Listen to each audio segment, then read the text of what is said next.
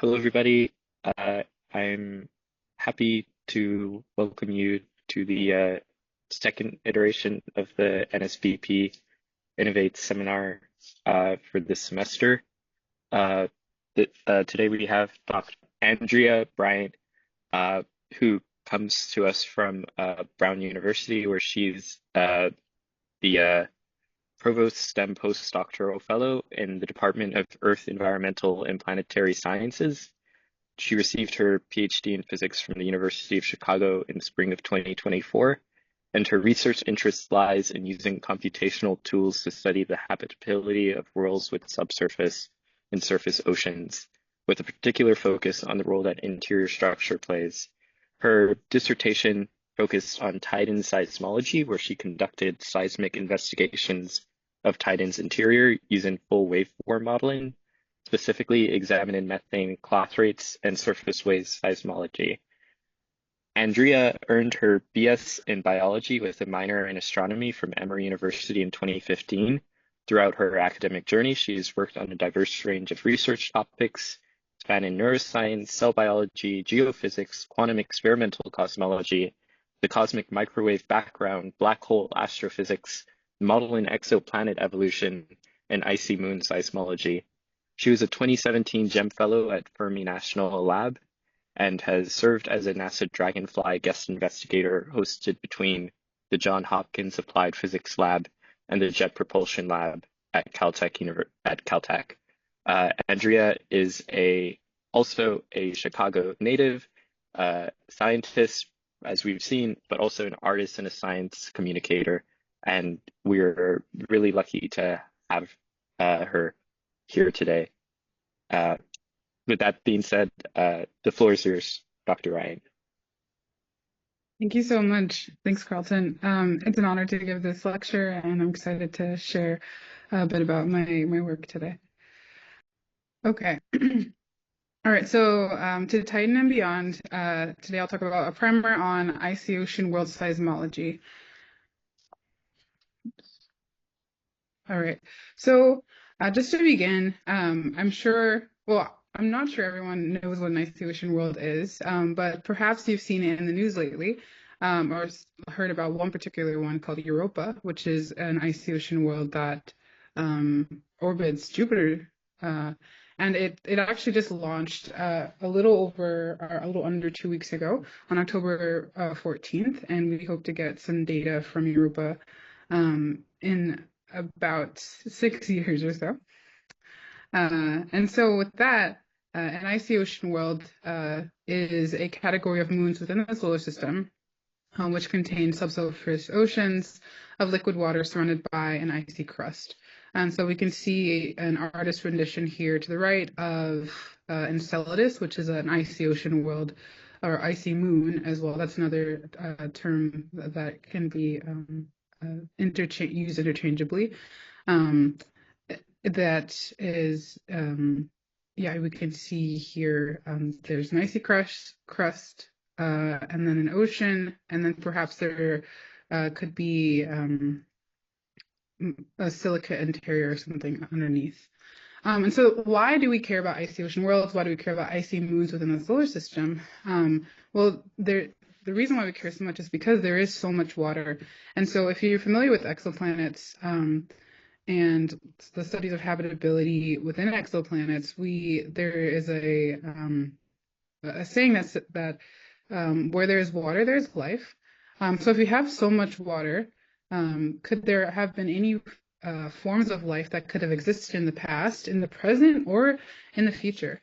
And so that is the main kind of driver of the exploration of icy ocean worlds currently within our solar system. We're curious to find out, could life exist or persist? We know that for almost all of these worlds, Earth-like life, at least human life probably, could not exist. But what about single-cell organisms? Could they have existed in the past? Or do they exist now, currently, underneath the icy shells? So we hope to learn more.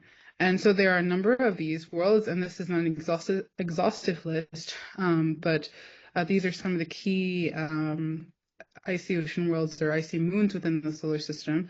And also Pluto is an icy ocean world of the dwarf planet, but it's not included on this image. And this is a schematic that is shown to scale. And then here again, we can see now Titan, but Titan now just super next to Earth to scale. For comparison, Earth's radius is 66,371 kilometers, and Titan's radius is 2,575 kilometers. So Titan has a radius that is a little under half and a little over a third of Earth's radius, and it's a little bit larger than our moon. But it's a pretty sizable icy ocean world, and it is very unique because it has it has an atmosphere, and so and a liquid on the surface. And how do we know this? Well, we know this from Cassini-Huygens, which was a mission that launched that arrived at the Saturnian system in 2004 and collected data continuously from 2004 to 2017. And we learned a lot about Saturn and also many of its moons, including Enceladus, including especially Titan. And this mission took a lot of measurements. They had over 24 rather different instruments for over around 27 different science goals. And it was, as you can see from this poster, there was a lot going on there. It was a amazing mission. And we learned that, again, that there is liquid on the surface. It happens to be liquid methane. There's an entire hydrological cycle that I'll talk about on the next slide. But also there could be volcanoes, like volcanism there. In fact, they found an image of an inactive cryovolcano, and it rains. There are rivers, lakes, seas. There's a lot to find and discover on Titan. So as we can see here, this is a schematic of the hydrological cycle. Instead of raining water, as we see on Earth, there's a hydrological cycle where there's methane rain. And so there we can track some of that methane. Perhaps it's outgassed from the interior and incorporates within the ice shell. And then once it can actually evaporate from the top of the ice shell, and there are clouds that we have seen. And also maybe can escape through cryovolcanic outgassing. There's a lot of different ways that this methane could be cycled on Titan. And so with the fact that there is this cycle, perhaps life could have had once existed in the past, or maybe there could be some single-cell organisms or amino acids or something like that we could find there on Titan. Okay, so from Cassini, we learned also not just about the surface and about the hydrological cycle, but we also learned a little bit about the interior structure.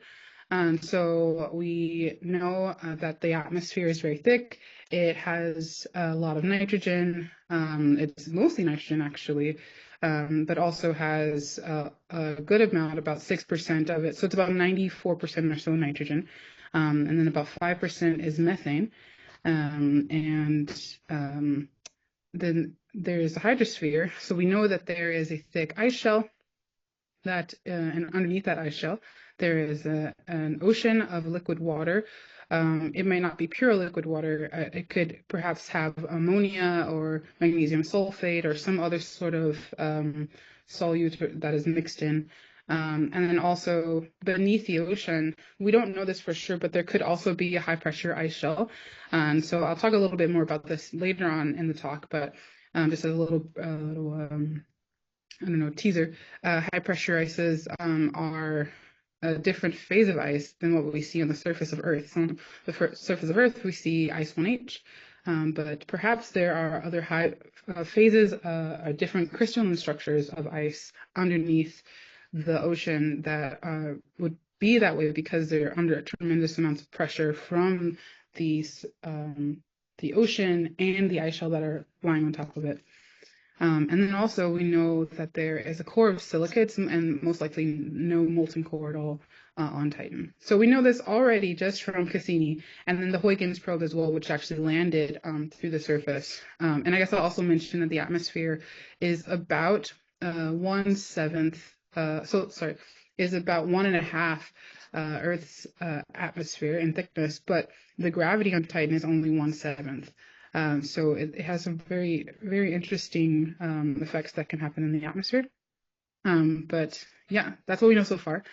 And so we will learn a lot more with Dragonfly. So in about 10 years, the Dragonfly lander should be on Titan. And it is packed with a ton of different instruments. And we will hopefully know a lot more about, and not just hopefully, we definitely will learn more about Titan from this mission. All right, so on that lander that I just showed, there is a seismometer that you couldn't see in that schematic, but I'll show in the next slide. And seismology, just as on Earth, will help us to constrain a lot in more definition the interior structure. And so we know just due to the orbit of Titan around Saturn, that some of these main seismic events could be tidally induced. There could be seismic events due to volcanism, or as I showed there, at least there's a picture of an active cryovolcano that Cassini captured. What if there are active cryovolcanoes? Those could be sources of seismicity. And also just general ice cracking events. Ice it's on a floating ocean, and things are moving through the ice. There could be brine pockets and things like that. So it's not a static environment at all.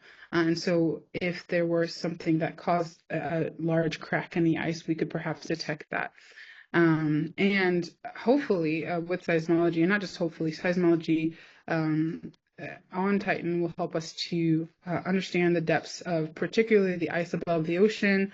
Titan's oceans, we want to know exactly, constrain the ocean depth, and also what's going on deep inside of Titan. And that will also help us to inform, as we know about the conditions and the materials, we can look at seismic speeds and wave speeds to help us maybe put constraints on what are these materials more precisely that are under the surface of Titan, so we can understand Titan's history as well a bit more.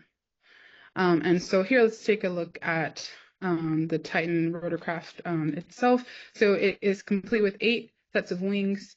And a really fun fact that if any person, well, first of all, if you could survive on the surface, and you had wings, you could fly on Titan. And just like, just a little wings, they don't have to be massive wings, because of that, because of the gravity, the weak gravity, but then also the really thick atmosphere.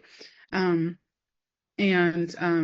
the instruments that pertain to seismology on this instrument are the seismometer here that's being developed by the Japanese Space Agency, and then the geophones here that are on the undersides of the skids. And so just for comparison, and so you can kind of get a visual of this in your mind about what's the size of this instrument. It is about the size of a Mini Cooper.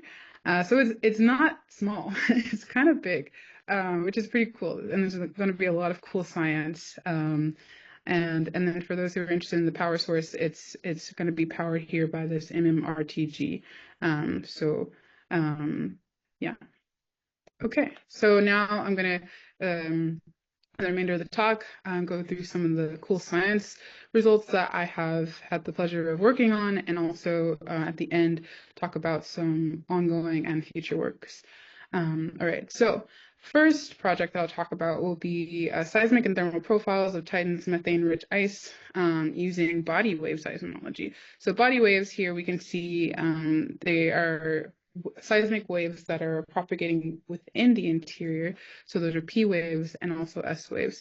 So the profiles will focus mostly on those, but also I will talk about surface waves, but that will be in the next project as well.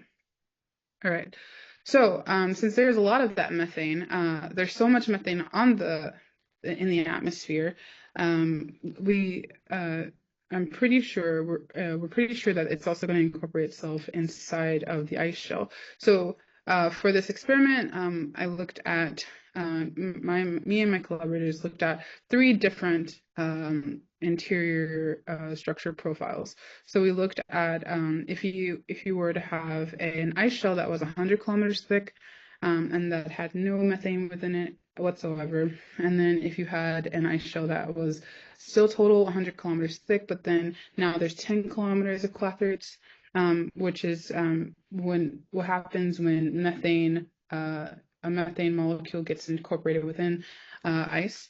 They form these clathrates, but so if you have 10 kilometers of these, and then what about if you have 20 kilometers of this methane-rich ice on top of 80 kilometers of ice, so with a total, again, ice shell thickness of 100 kilometers. And so all of these profiles were generated with Planet Profile. And so what that gave me was essentially, these are based upon Cassini measurements of mass, moment, and a moment of inertia, and gives me seismic wave speeds that can be modeled and propagated to give me a wave field, and then I can inject a source. And so I looked at 3 or 4 different sources. And so as a mini study, I wanted to see, so if I have 3 different sources, and so that's like where the Titan quake.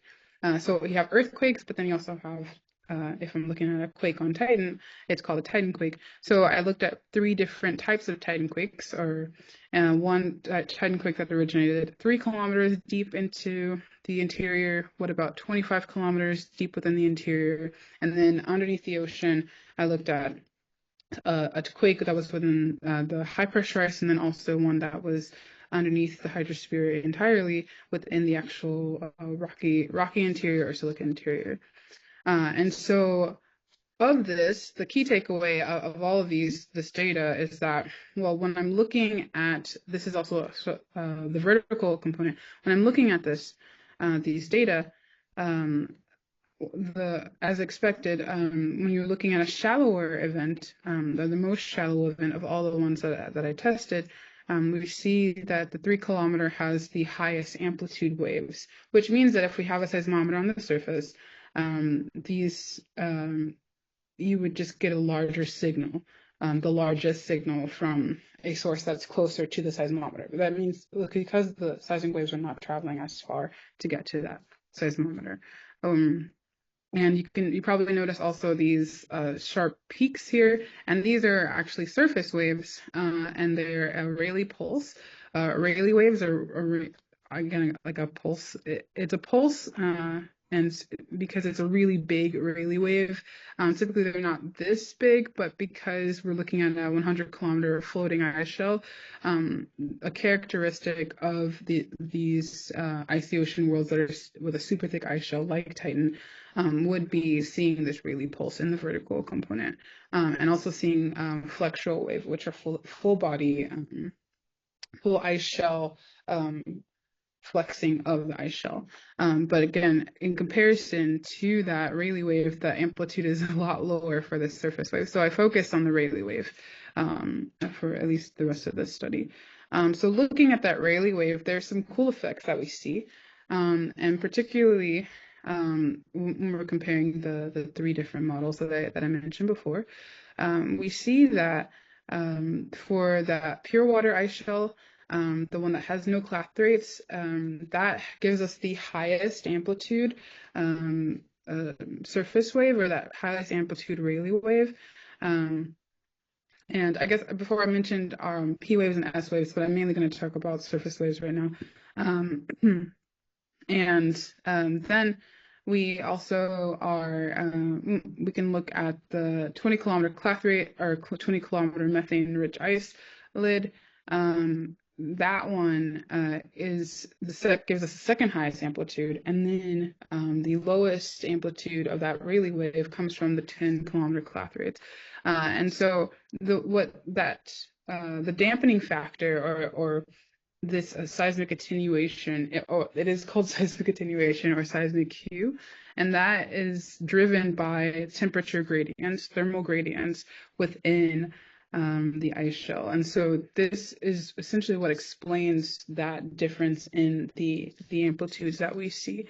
And so the ice that we're looking at is actually both convective at the bottom, but then conductive. So conductive to the cold surface. And so there's a gradient going from really cold ice to warmer ice at the top, and that's called the stagnant lid. And beneath that stagnant lid, then you have, again, then it starts to convect after a certain distance.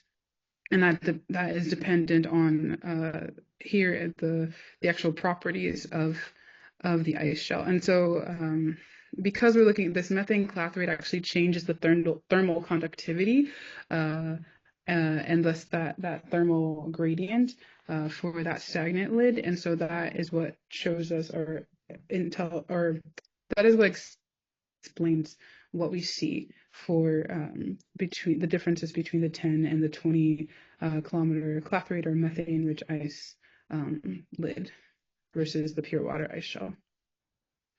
And so kind of to reiterate that point, we see that for all of these models, this Rayleigh pulse, but that key point is that the variations in the thermal profiles drives what we see, this variable seismic attenuation. And so again, as I said before, there's that pure water ice shell that has the highest Rayleigh pulse. And then highest amplitude Rayleigh pulse, and then we see the 20 kilometer clathrates right underneath, which has a similar thermal gradient to the pure water ice shell. However, it is still slightly attenuated, and then the most attenuated model is the 10 kilometer clathrates, which is way down here. And then again, from the first slide, when I was to reiterate the point of when we're looking at deep events versus shallow events. So here I'm showing a shallow event, which is at 3 kilometers, and then a deep event, which is beneath the ocean. We see that they're at least 2 orders of magnitude apart, and that, of course, if you have a shallower event, you're more likely to be able to detect that, and you might not even be able to detect a deep event if it happens. So, key points from the study would be, again, as I mentioned, but then also, I guess the key takeaway is that these methane clathrates or these methane-rich ice actually suppresses surface wave amplitudes. But again, that's thickness dependent. And so it might not also, we may not see this for really thin methane, or I guess I'll get back to that point, but more or less is the key point that methane clathrates suppress the surface wave amplitudes is what we saw. And so to learn more about this study, and particularly just to look at the pure water ice versus the 10 kilometer ice shell, look at this paper here that was published with my collaborator, Angela Maruziak, who's now at University of Arizona, and myself. And some other collaborators. This is my first ever project working on this. So, yeah, so next I will talk about, can surface wave seismology now be used to detect methane-rich ice? And so now this is a study I did that was looking at this Rayleigh wave that I showed before. That's the actual Rayleigh pulse. But so this is a 2-year-long project, and it would take me probably the entirety of this talk to explain that project. So I have not included it much in this talk. But in summary, it's not likely that we can use surface waves or surface wave dispersion to constrain whether or not there are methane clathrates or a methane-rich ice shell with seismology or on Titan. But then again, this was a study that I did in the case of a pure water ice shell and also a 10% magnesium sulfate ocean. So what if there's a different configuration that I didn't test? We maybe could use this method. So if you'd like to learn more about this, feel free to contact me. I can send you over the manuscript, but it's been submitted to AGU Earth and Space Science, and here's the title. Long period seismology on Titan in the presence of a methane clathrate lid. So feel free to reach out if you want to. I can send over the work.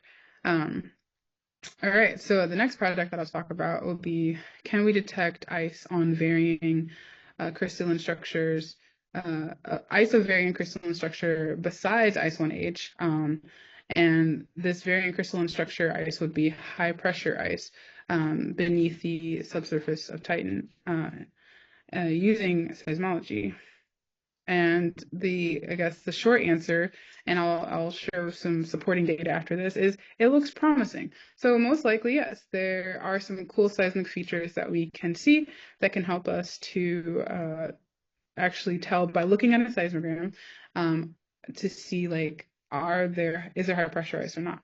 Okay, so I looked at a number of models, but for this talk, I'm only going to look at 100 kilometers again, but a 100-kilometer ice shelf with but one model with high pressure ice and one model without high pressure ice, and also for a number of sources, very close at the top, very close to the surface of Titan, 1 kilometer, 10 kilometers, and 470. And so 1 and 10 were done to kind of bookend the brittle ductile layer. And then 470 was within the silica interior. So, like, what if we have a deep source and we are able to detect, we have the sensitivity to actually detect that deep source, maybe it's a really large event. What is what kind of cool seismic components do we see within the seismograms? I said seismic a lot there, but yeah. Um, and so so in order to do this, we identify key reverberations from the top of the high pressure ice. Okay, so what I'm basically saying here is that if I have an event here, this represents a shallow source, so very close to the surface, the seismic waves, and in this case, I'm modeling P waves that are passing through the ice shell, bouncing off the top and bottom of the high pressure ice, and then traveling over to a receiver, which will be the seismometer, denoted by this red triangle.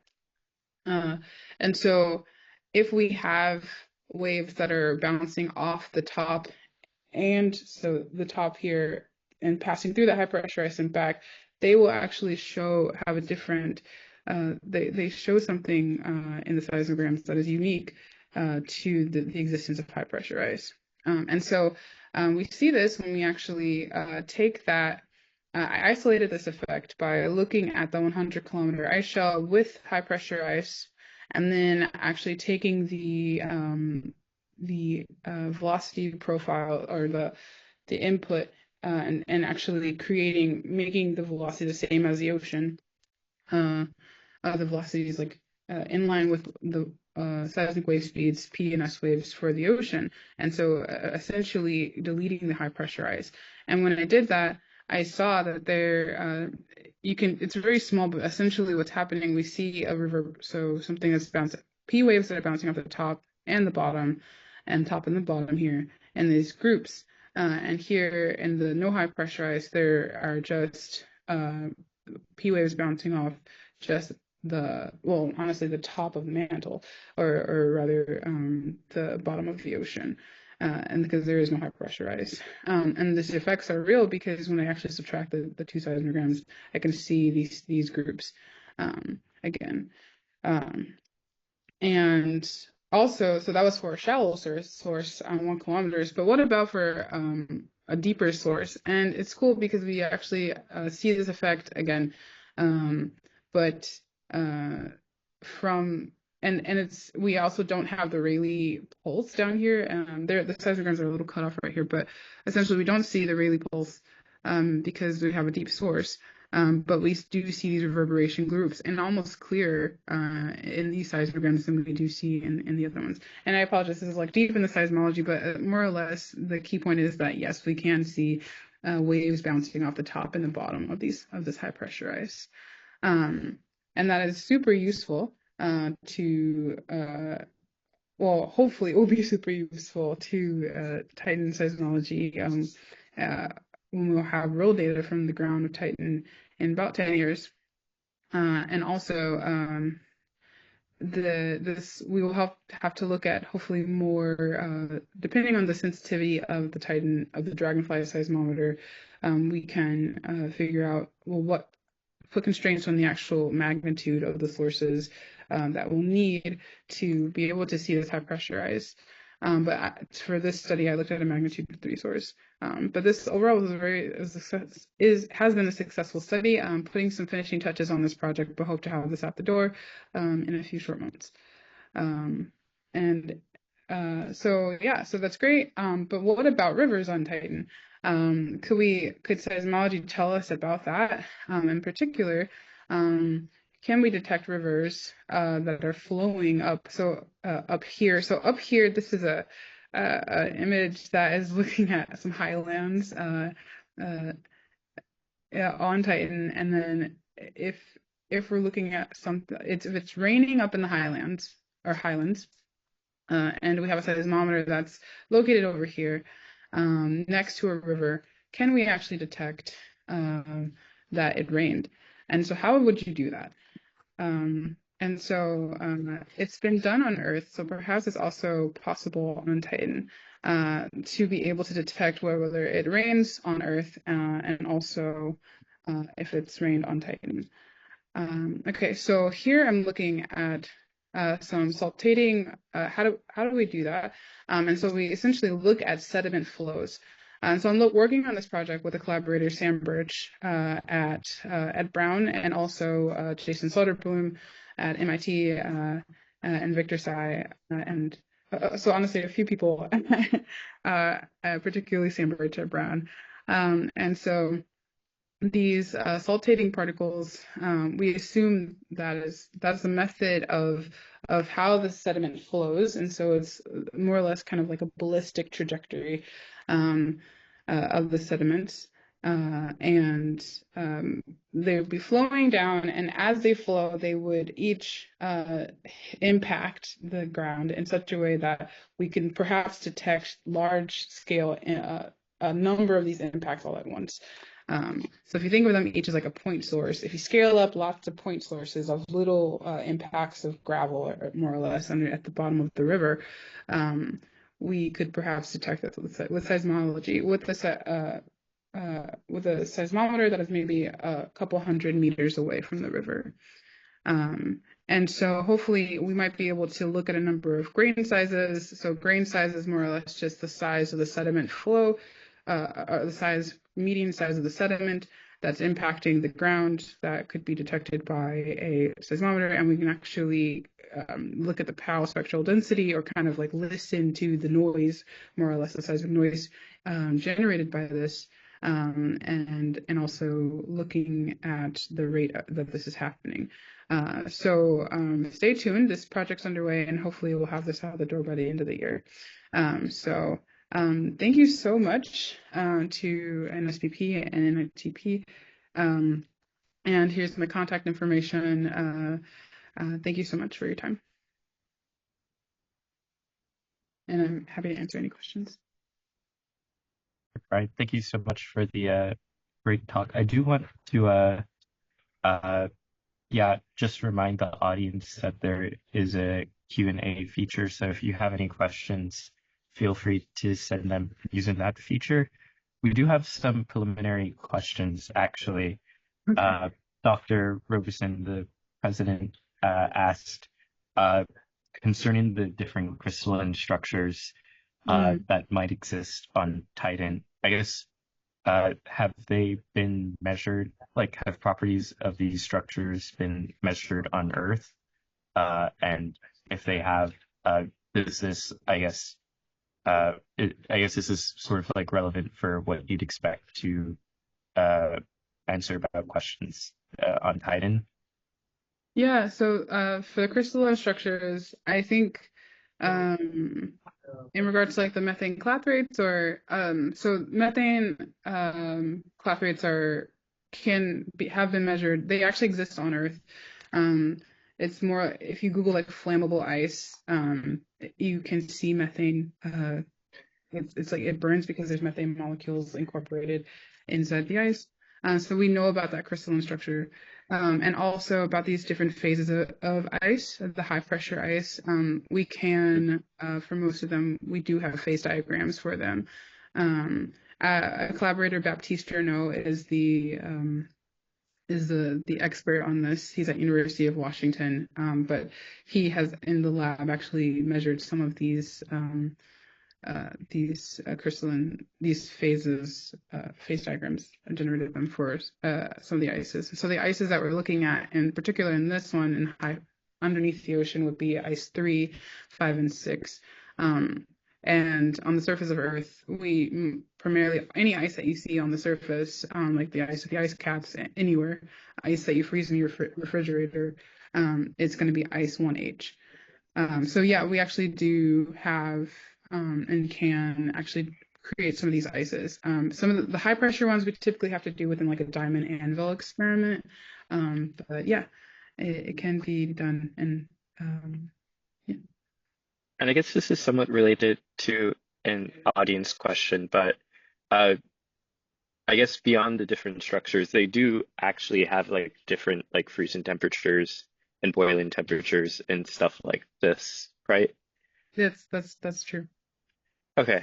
Mhm. Uh, so I guess another question we have, and I guess this is maybe more so related to probes, much I guess more than they are about yeah, I guess it's mainly related to probes is I guess if there's like concerns related to contamination when you're making direct measurements of these liquid environments, uh, Mhm. like uh, uh, there was like a statement that, you know, Cassini was launched into Saturn instead of Enceladus once all of the data they could collect from the probe was collected. Hmm.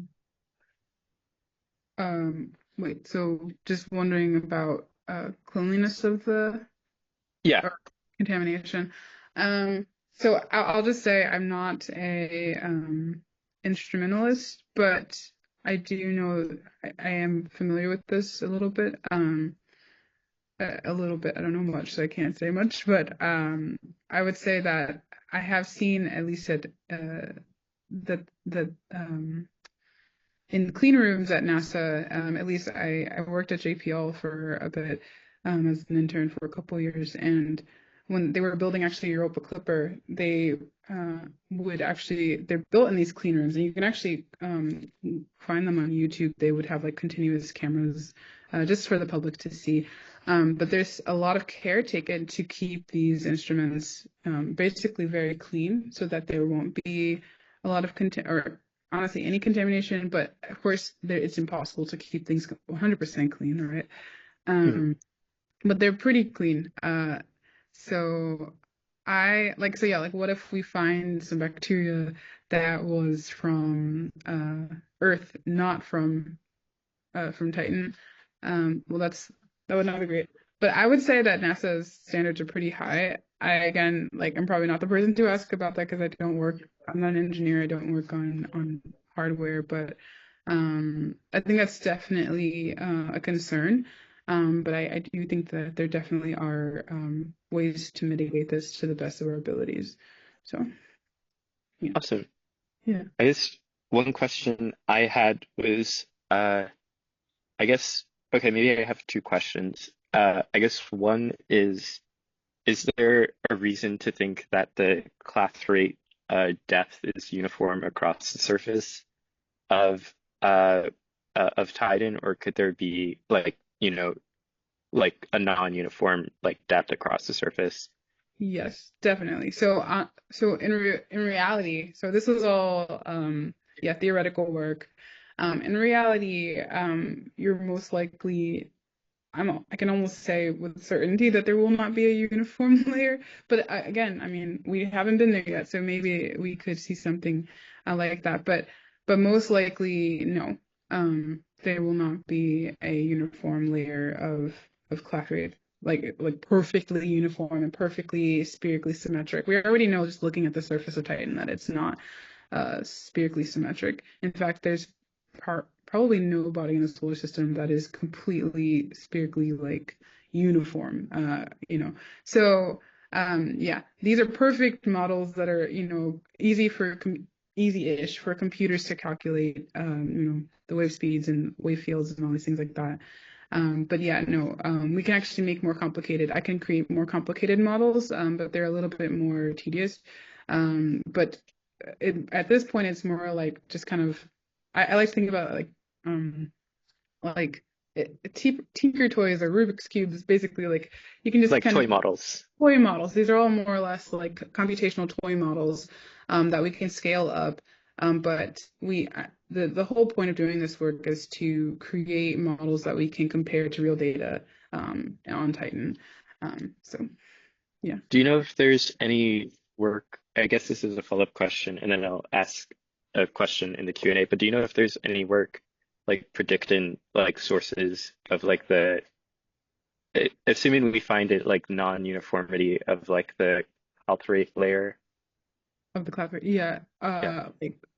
What is? Wait, sorry. Could you repeat the question? Like, do we Like if I guess what? non-conformity? Yeah. Like what could be sources of like a non-uniform layer? Like what could be a seismic source within a non-uniform layer, or? Or just like the like if like the layer depth isn't uniform, why might that be? Oh, okay, I see. I guess because well, it really depends on where the methane's coming from. So if it's outgassing from the interior, well, I guess it's not just that. It's also like there could be other things. So we call them like heterogeneities, but essentially other things within the ice. So what if there's a brine pocket or there's a cryovolcano? So the accretion or that like motion of the methane, if we have convecting ice shells, which most likely there are, like as it's like moving, the methane is moving upward, it would basically like accrete in different areas and different rates depending on what's there.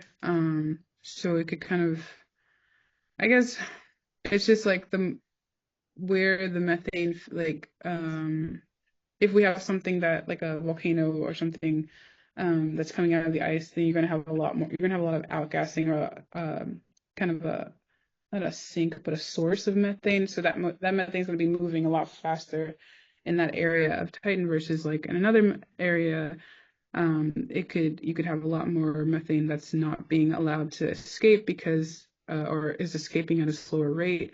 Um, but this is just kind of me uh, my answer for like why you wouldn't see uniformity, just because there could be so many different things happening within the ice shell um, and causing methane to escape at different rates. So you probably, I mean, maybe you have like more or less kind of uniform amount of methane, but it wouldn't be perfectly spherically symmetric, most likely. Um, I hope that answers your question. Oh no, it answered it perfectly. Oh, Thank great. you. Yeah, you're welcome. And I guess Charles Flew has a question. He wanted to thank you for giving a really interesting talk. But then in addition to this, I guess they wondered how applicable like the seismic methods are and have they yielded like any other results on other large moons besides Titan so far? Yeah, so these methods are pretty applicable in that they're, I guess, using numerical seismology or doing simulations.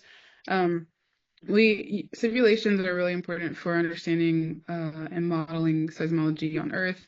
We also have a seismic network of about 5 seismometers on the moon, left by the Apollo missions. And so being able to do numerical seismology or computational seismology is important in that regard for helping us to model to kind of match, if you can match your observational data with your theoretical data, you can kind of fill in some of the holes of like why do we see what we see. And so this has also been done on Mars with the InSight mission that just powered off, I think, within the last year or two. Um, and they were generated over 5,000 different numerical events to actually match some of the data that was seen there. So in the same way, there's a great the need for modeling Titan events. We have a lot of time, so if we're closer to the actual landing date of Dragonfly, we would definitely have to scale up our model, so we could probably just use machine learning or kind of just take a bunch of parameters and change a bunch of them to see, create a larger catalogs in that way. But right now we're just kind of looking for holistic features within seismograms to be able to constrain some of these things that we're really interested in. That are some targets for astrobiology, such as high pressurized.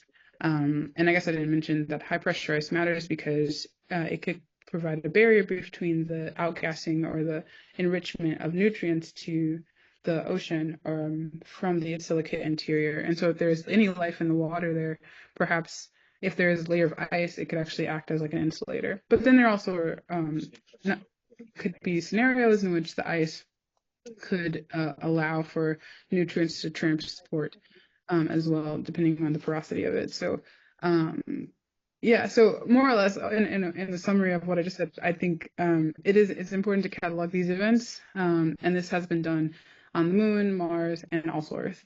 So yeah, and hopefully there'll be other icy ocean worlds that will be explored with lander missions in the coming decades, because planetary missions typically have decadal timescales. So Nice. yeah, so I guess I have one question that's related a little bit to the last point you made about how the ice can act as an insulator to prevent nutrient leakage. Is that yeah. I guess, is there also, oh, go on. Yeah. Oh, sorry, Oh, continue. I was gonna ask if there's any advantage, I guess, does, can you have like nutrient enrichment, from like the surface through the ice back into the ocean somehow? I'm not entirely sure. Like, I don't know if something happens in like the like clathrate layer that Hmm. could be useful for like development of life or anything to the like this. That's a good question. I know that like at least on Earth, a lot of the nutrients that we see. Okay, well, again, I'm not an earth scientist either, so I'll give a caveat to that. But we do see from like hydrothermal vents and things like that a lot of enrichment of the ocean water, at least from the bottom, um, or at depth, I guess, like from the interior of the Earth.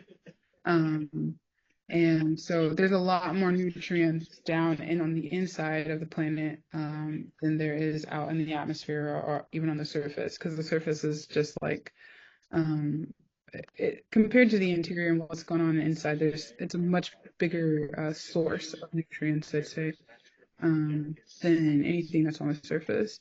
And so in the same way on Titan, the inside of Titan would probably have way more nutrients or or whatever, any kind of thing that could uh, enrich like life or help for the synthesis of amino acids, something like that, then they would be on the surface. And most of the things that we see on the surface are most likely coming from the interior and outgassing from the interior. Um, so that's probably why. But there also could be there's cycling also of things from the interior within on the surface through the hydrological cycle, and yeah, and there could be some sort of synthesis of things, I guess, within the.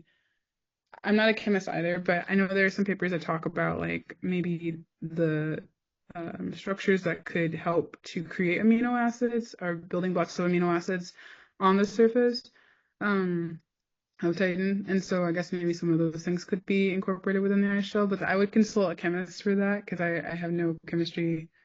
I took organic chemistry about 10 years ago, but I don't I can't I can only speak to the bit that I know about Titan a little bit, but to give you a more rigorous answer, I would consult a chemist about that.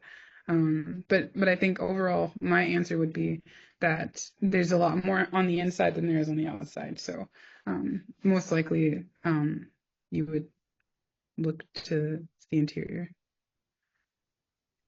All right, thank you. Uh, I guess I want to thank you not only for the great answers, but also for the great talk. Uh, and I think we're wrapping up here. So I, again, want to thank you, but in addition, want to thank our affiliates at KITP and NSBP for making this event possible, and our audience for taking the time out of their day to uh, uh, uh, come, yeah, hear and listen to some great science. So I think that is more or less a wrap. Awesome. Thank you so much for having me. It's been a joy to speak to you all today. So thank you. It's been a pleasure.